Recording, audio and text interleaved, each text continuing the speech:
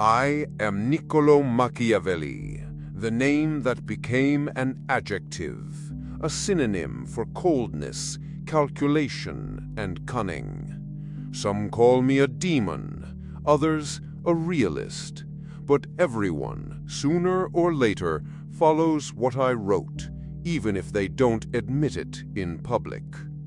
And you think your life is any different?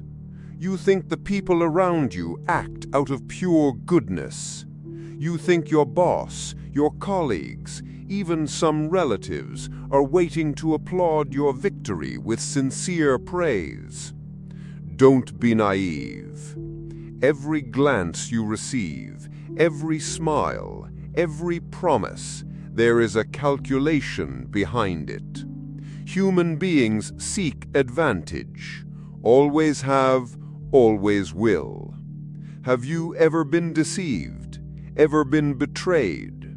Ever believed that if you just worked hard and kept your head down, the world would be fair to you? I'd bet my life on it. Life isn't fair, and those who survive and thrive are not the good ones, they are the cunning. Think about the last time you were screwed over at work. That promotion that was yours but went to the colleague who plays golf with the director. You think that was about merit? It was about alliance. Think about that friend who only calls when they need a favor, but disappears when you're the one in need. You think that's friendship? It's convenience. The world is a great chessboard of interests, and if you don't see the pieces, you are the piece. Today, here at Philosopher's Labyrinth, this conversation is for adults. I, Niccolò Machiavelli, will debate two titans. On one side, Genghis Khan, the warlord who built the greatest empire in history on mountains of corpses and iron discipline. On the other, the Enlightened one, Buddha, the man who had everything and gave up thrones and conquests to teach detachment. Three completely different paths lie before you. The cold of strategy, the fire of strength, the calm of compassion. Which one will lead you to victory?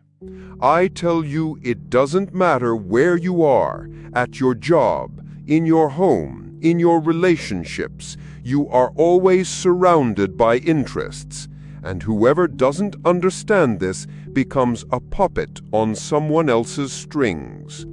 Whoever understands plays the game. Whoever truly understands rules. The first practical lesson I give you is this: build your armor. Be the lion to inspire fear and respect.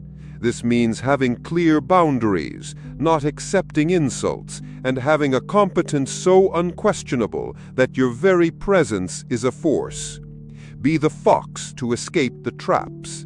This means listening more and speaking less, observing the intentions behind the words, and never, ever revealing all your plans to anyone. Never mistake kindness for weakness. Kindness without calculation is the shortest road to humiliation. I begin this debate with an uncomfortable truth that might just save your skin. You don't win because you're good. You win because you're smarter. And if you don't learn that, prepare to keep losing. My birth name was Temujin, but the world learned to call me Genghis Khan, the ocean of power. I was hunted as a child, enslaved, humiliated. I saw my mother feed our family with wild berries because we were abandoned by our own tribe. Every wound, every betrayal, every night of hunger taught me that pity is weakness. And when I rose, I swore the world would bow to my will. And it bowed. I unified tribes that hated and killed each other for generations. How? By giving them a common enemy and a greater purpose: glory. I forged warriors as hard as the steel of the steppes, capable of riding for days without complaint. I turned starving men into an army that conquered half the known world, not with tenderness, but with fear, not with empty promises, but with a discipline that bordered on cruelty. And you think your life is gentler? Wake up. Every day there are enemies around you. They don't wield swords, but they want your position, your money, your recognition. It's the co-worker who sabotages your project. It's the competition that wants to destroy your business. It's even your own inner voice, full of doubt, that stabs you in the back. If you retreat, they take your space. If you hesitate, they win. Machiavelli speaks of the fox and the lion. I was both, but I was also the storm that shatters the chessboard. I didn't wait for the attack, I was the attack. I didn't go around walls, I tore them down. Cities that dared to defy me were turned to dust. But understand this: power without order is just barbarism. That's why I created the yasa, my law. I established safe trade routes. I offered religious freedom to those who submitted, because an empire is conquered in war, but it is maintained with order and vision. The lesson I give you is this: stop waiting for luck. Stop blaming others. Your life is the result of your discipline and your courage. Period. You win because you wake up earlier. You win because you study while others sleep. You win because you get up when everyone else has given up. You win because your will to win is greater than your fear of losing. Buddha will tell you that desire is your prison. I say desire is your life. It is the fire that moves you. Without the desire to conquer, you can't protect your family. You can't build anything of value. The peace you dream of is only possible when you become so strong that no one dares to disturb your silence. And now, I ask you, have you been winning your battles with the force of discipline or with the compassion that Machiavelli calls weakness? Write it in the comments. I want to know if you are my ally or my enemy. Use this momentum. Leave a like to show your strength. Share these thoughts with someone who needs courage, and subscribe to the channel to join my army. I am Siddhartha Gautama, known worldwide as Buddha, prince, heir to kingdoms, a son of luxury. I had the finest horses, the softest silks, the power that many of you spend your lives chasing. And I abandoned it all. Why? Because no throne protects you from old age. No army stops you from getting sick. No treasure can buy a single minute of true peace for the mind. I saw suffering, not just among the poor, but in everyone's eyes. I saw it in the peasants, in the victorious soldiers, in the mothers who feared for their children, in the kings who feared the traitors. And I discovered that everyone carries the same prison, the same disease, insatiable desire, the I want more. He who conquers a city soon wants another. He who earns a title immediately covets the next. He who finds love lives in fear of losing it. The wheel never stops, and your soul wears down with every spin, every race, every anxiety. Machiavelli speaks of cunning. Khan speaks of force. I speak of liberation, not liberation from an external enemy, but from the only tyrant that truly matters, your own restless mind. You, who are listening now, be honest. How many times have you believed you would be happy when you achieved something? That promotion, that car, that relationship. And when you got it, the relief was short-lived, wasn't it? Soon the anxiety returned with a new target, a new goal. This is the cycle. This is the trap that those two, the strategist and the conqueror, teach you to decorate with trophies. True power is not dominating others.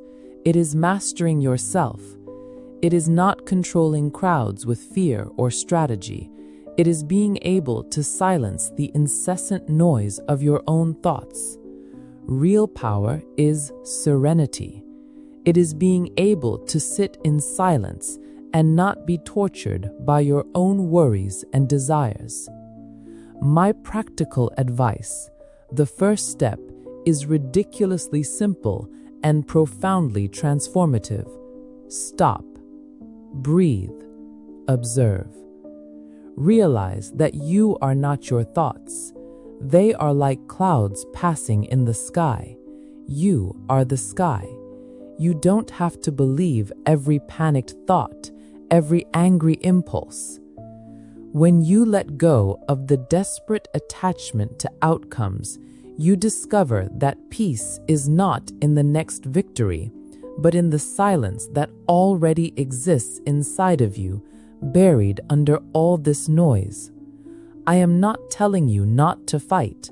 I am telling you to fight the only battle worth fighting, the battle against the root of all your pain, which is the desire that is never, ever satisfied.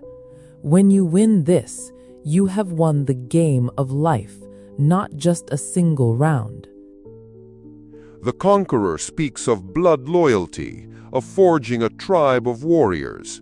It's a powerful speech, I admit. It works very well when you're on the steps, with a clear enemy on the horizon, and the threat of death uniting you all. But bring that tribe loyalty into your office. Bring it to your family fighting over an inheritance. Khan's tribe dissolves at the first sign of individual advantage. The loyalty he preaches is an ideal from a brutal time. Today, the war is different. It's silent, civilized, and far more treacherous. Meanwhile, the Enlightened one speaks of inner peace, of watching thoughts like clouds. So we have the two extremes, the blind loyalty of a warrior and the universal compassion of a monk. And both, I tell you, are recipes for disaster in your real life. Because while you are trying to be a brother in arms or a saint, the world acts. And people, my friend, people remain what they have always been, the most dangerous and treacherous part of the game. Welcome to the second act, the arena of human relations. Khan tells you to form a circle of trust. I ask you, trust in what? In human nature? You might as well build your house on a volcano.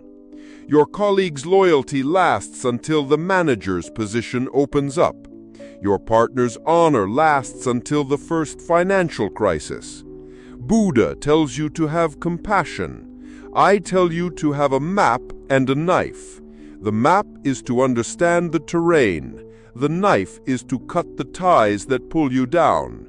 You are surrounded by three types of people: the pawns, the players, and the predators. Your first task is to identify who is who, and the blind loyalty of Khan or the universal compassion of Buddha only blind you to this reality. Your compassion and your naive trust prevent you from seeing the game. You treat everyone as if they were the same. That's why you get disappointed so often. The practical lesson here is protective concealment. It's not about being fake, it's about being strategic. With the pawns, be cordial. With the players, be a calculated ally. And with the predators, distance. And the question of love and fear. At work, your boss doesn't need to love you like a brother. He needs to know that you deliver undeniable results and that your absence would be costly. That is fear. Your colleagues don't need to like you. They need to respect your boundaries. That is fear. People only value what they are afraid to lose. Khan's code of honor is beautiful, but the only code most people follow is that of self-interest. Don't waste your energy hoping for loyalty or offering compassion to those who don't deserve it. Spend your energy understanding how people work and using that to your advantage. Protect your time and your secrets, because at the end of the day, the only person who will guarantee your success is you. The rest is just scenery, and almost always hostile scenery. The Florentine sees the world as a nest of snakes. He's not entirely wrong. Betrayal exists. Weakness is an invitation to disaster. But a man who lives only in suspicion never builds anything great. He builds a cage. An empire is not made of spies and whispers, but of bonds of loyalty forged in fire. My view on human relations is different. More brutal, yes, but more honest. Machiavelli teaches you to manage enemies. I teach you to forge allies so loyal they would die for you. How? Not with manipulation, with a code of honor. My first pillar for dealing with people is create your own tribe. Look around you. The 5 people you spend the most time with, do they lift you up or drag you down? Do they inspire you to be stronger or invite you to complain about life? If you run with wolves, you learn to hunt. If you flock with sheep, you will be slaughtered. Be merciless in cutting out anyone who is a dead weight, who drains your energy, who celebrates your defeats. Your life is too short to carry mediocre people on your back. Form your ordo, your personal guard, with people of value, people who will bleed with you. My second pillar is blood loyalty. Loyalty, to me, wasn't a word. It was the supreme law. My generals were my brothers. I ate, slept, and fought beside them. And they knew I would never abandon them. And you? Do you defend your people? Do you take responsibility when the team fails? Or do you look for someone to blame? Do you celebrate the success of your true friends? The loyalty you receive is an exact mirror of the loyalty you offer. Demand the most, but be the first to sacrifice. My third pillar is the clarity of the law. Everyone in my empire, from the general to the peasant, knew what was expected of them and what the punishment for failure was. No maybes, no excuses. The yasa, my law, was as clear as day. And in your life, are your values clear? Do people know what you tolerate and what you absolutely will not? If your boundaries aren't clear, people will cross them, always. Define your personal code of honor and follow it with the rigidity of an executioner. The choice isn't between being a lonely manipulator and a kind-hearted fool. The choice is between being a leader who forges a tribe of warriors or being just another sheep in the flock.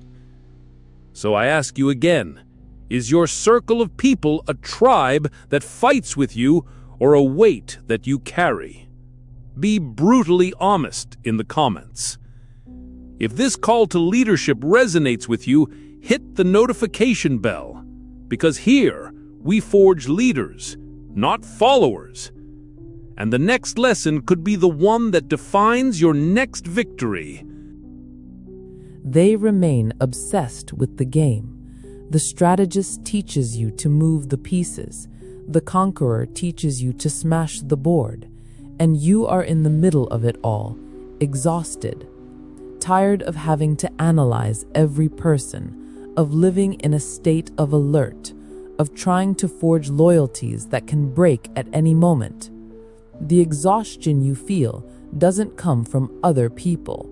It comes from your incessant struggle against them. What if I told you there are no enemies? What if I told you that every person who challenges you, irritates you, or disappoints you is actually a teacher in disguise?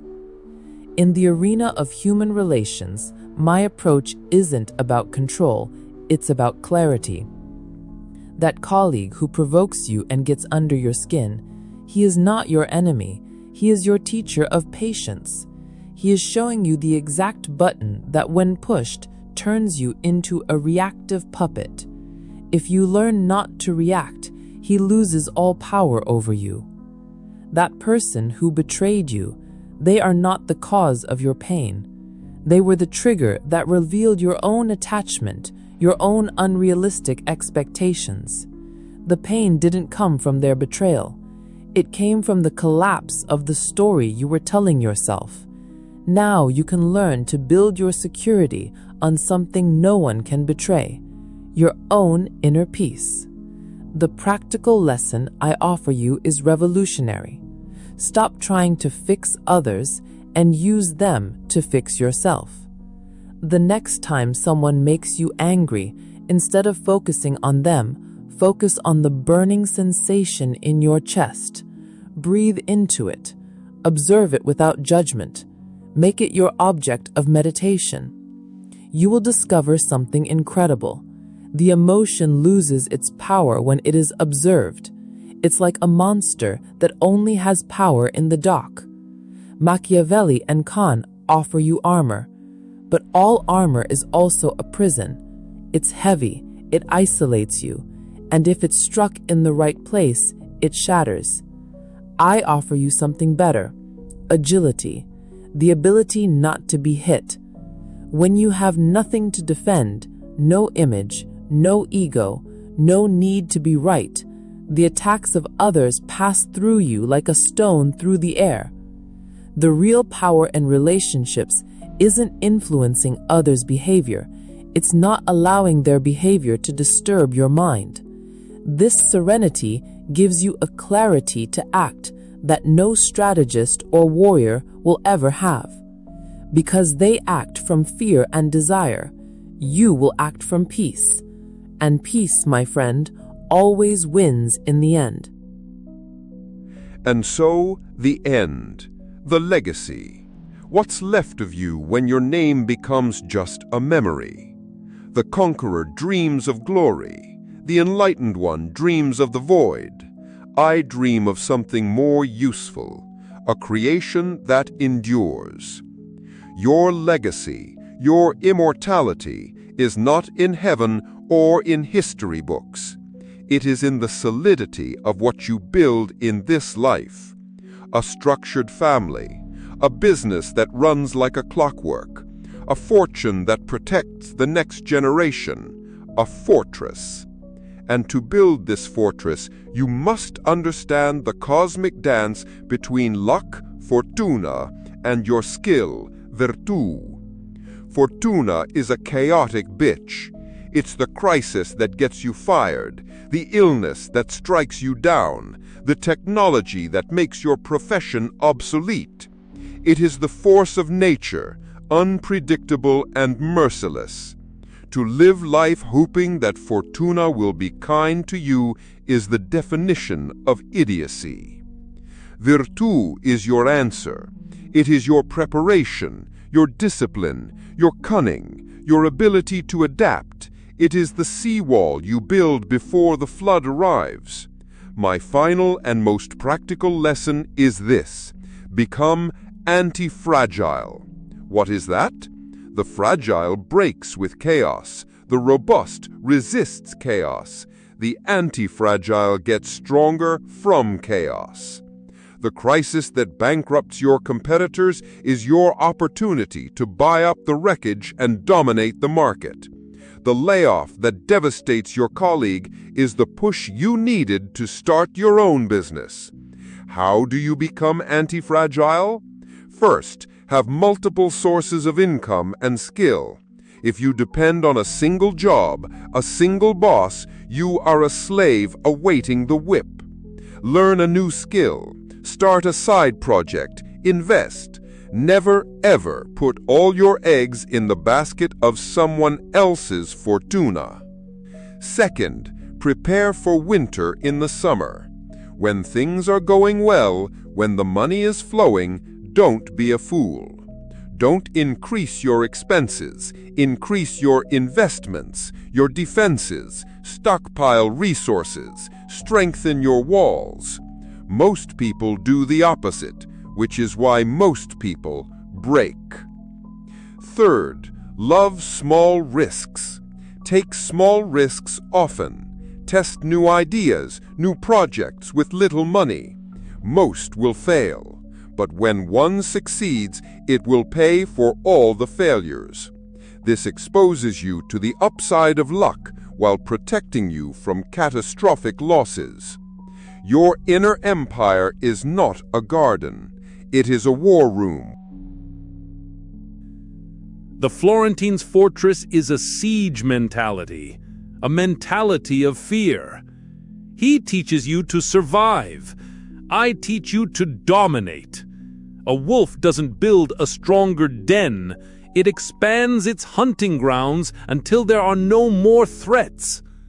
My legacy is not a wall, it is a road, the Silk Road, a vein opened in the heart of the world, connecting cultures, generating wealth, spreading ideas.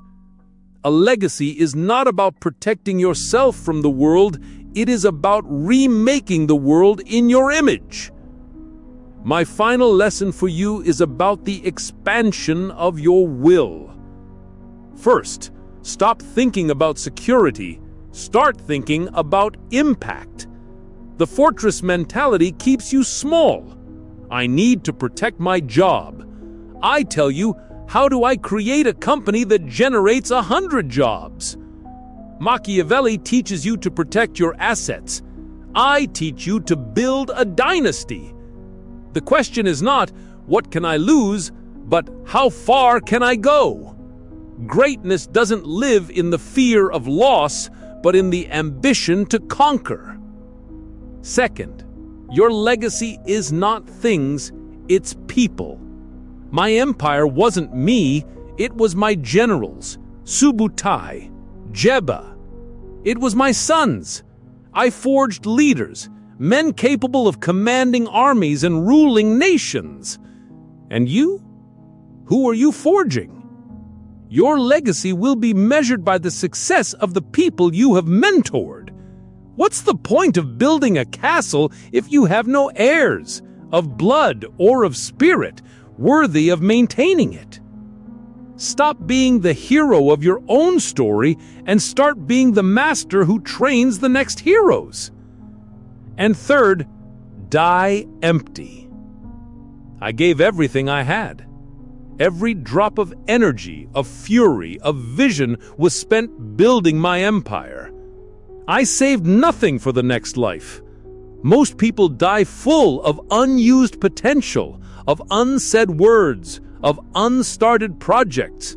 They live on the defensive and die with their arsenal intact. What a pathetic waste!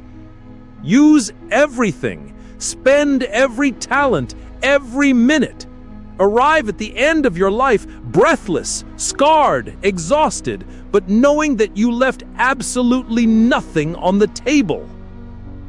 The inner empire worth having is not a vault, it is a furnace where you burn your doubts, your fears, your laziness, and transform it all into energy for your conquests in the real world. Don't defend against life, attack it. Leave a crater on this planet with the impact of your passage.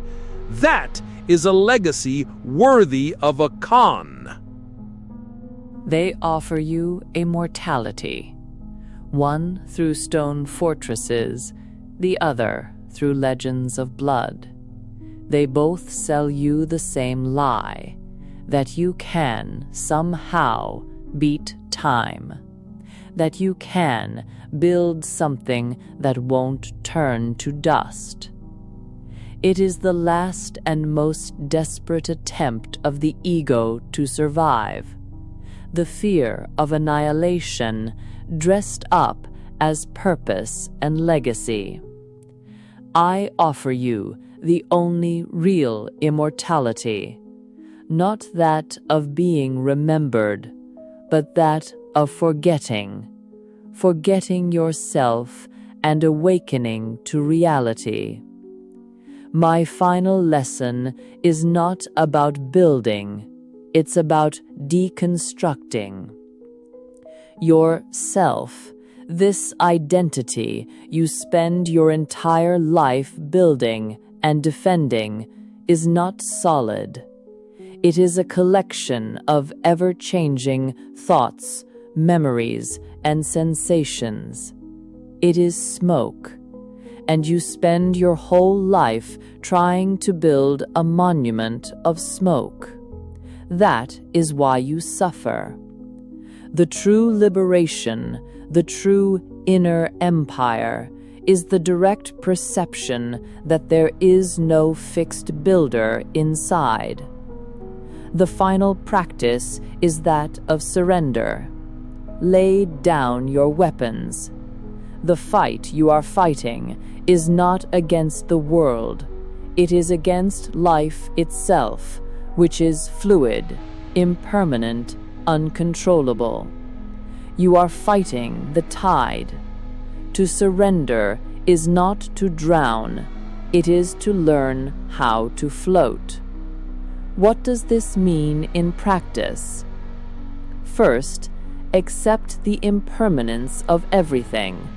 Your success will pass, your failure will pass, joy will pass, pain will pass. The people you love will depart, and so will you. To fight this is to fight reality itself. Accepting it gives you an indescribable peace and freedom. You stop desperately clinging to things and start appreciating them while they last. Second, your worth is not in what you do, but in what you are. You are not your job title. You are not your bank account. You are not the opinions of others. Those are just temporary labels. Beneath it all, there is a silent awareness, a space of pure presence. Your legacy is not what you leave for the future. It is the quality of your consciousness that you bring to the present. Third, the purpose of life is not to achieve something. It is to be present for it. The happiness you seek is not at the top of the mountain. It is in every step of the climb, in the feeling of the wind, the ache of the muscles, the taste of the water. They sold you a race. I am telling you, there is no finish line. The only thing that exists is this step, this moment, now. Their legacy is for the dead. My teaching is for the living. What a battle! A strategist, an emperor, and an enlightened one, all screaming in your head. Now what? Which way do you run? What do you do with all this chaos tomorrow morning? That's what Philosopher's Labyrinth is for. Not to give you one path, but to hand you a map of all of them, so you can choose your own route. And what we learn today is that you don't have to choose one. You need all three. They are your personal power triangle. Think of it like this. Machiavelli gave you the cunning to navigate. He gave you the shield and the radar. His lesson is, the world is a game, so learn the rules to avoid being swallowed by it. Use his strategy to protect yourself, to understand hidden motives, to plan your moves with intelligence. It is your tool for defense and analysis in the chaos of daily life. And Genghis Khan gave you the strength to build. He gave you the sword and the hammer. His lesson is, it's not enough to defend, you have to attack your goals. Use his discipline and vision to get your dreams off the page, to lead, to build something bigger than yourself, to leave your mark. It is your tool for action and creation. And Buddha gave you the clarity to not go insane. He gave you the compass and the silence. His lesson is, what's the point of conquering the world if you lose your own mind in the process? Use his wisdom to manage your stress, to not be a slave to your emotions, to find peace in the middle of the war. It is your tool for sanity and balance. Do you see? It's not one or the other. It's a dance. You use the clarity of Buddha to define what really matters, the vision of Khan to draw up the plan of conquest, and the cunning of Machiavelli to execute the plan without being destroyed along the way. This is the journey here at Philosopher's Labyrinth. We make the giants of history fight, not for sport, but so that you can extract the gold from each of them and forge your own weapons for the battles of your life. And the final battle is always yours. That's why I ask you, looking at your biggest challenge right now, who do you need to summon? The strategist, the conqueror, or the enlightened one? Leave your answer in the comments, and let's turn this space into a war council. If this battle has strengthened you, do what a warrior does. Strengthen the tribe. Leave a like so this message can reach more people. Share it with someone who needs a new arsenal. And subscribe and hit the bell, because the next battle is already scheduled. And if you want to keep arming yourself right now, click on the video showing up on the side. In it, we explore the mental fortress of the Stoics, the masters of turning chaos into power. It's your next training ground. Remember, life is a war, sometimes against others, almost always against yourself. Be prepared. We'll see you in the next labyrinth.